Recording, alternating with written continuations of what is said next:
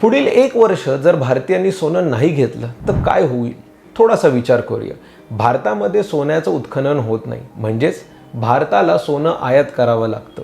गेल्या काही महिन्यांमध्ये युद्धजन्य परिस्थितीमुळे कच्च्या तेलाच्या किमती वाढल्यामुळे आपल्या देशाच्या चलनामध्ये घट झालेली आहे. रुपया डेप्रिशिएट झालेला आहे. त्यामुळे सोनं हे देखील आपल्याला महाग घ्यावं लागतं. सोनं पण तर आपण आयातच करत असतो आणि जर ही आयात कमी झाली, साधारण भारतासारखा देश वर्षाला 1000 टनच्या आसपास सोनं घेतो आणि एवढी आयात जर देशाची कमी झाली तर साहजिकच ह्याचा परिणाम कुठे होणार आहे, तर रुपयाची पडझड, रुपयाचं डेप्रिशिएशन थांबवण्यासाठी होणार आहे. परकीय चलनाचा साठा जो आपल्याकडे एक $700 बिलियन आसपास आहे, हा आपला मेंटेन राहण्याची शक्यता आहे. आणि असं जर झालं तर देशामध्ये इन्फ्लेशन वाढण्याची शक्यता नसेल, व्याजदर आटोक्यात राहतील आणि अशी जर परिस्थिती राहिली तर ह्याला म्हणतात देशाची अर्थव्यवस्था सुस्थितीत आहे.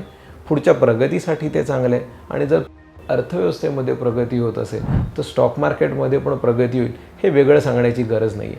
म्हणजेच पुढची 1 वर्ष सोन्यामध्ये गुंतवणूक नाही केली तर वाचलेले पैसे कुठे लावायचे हे वेगळं सांगायची गरज नाही आहे.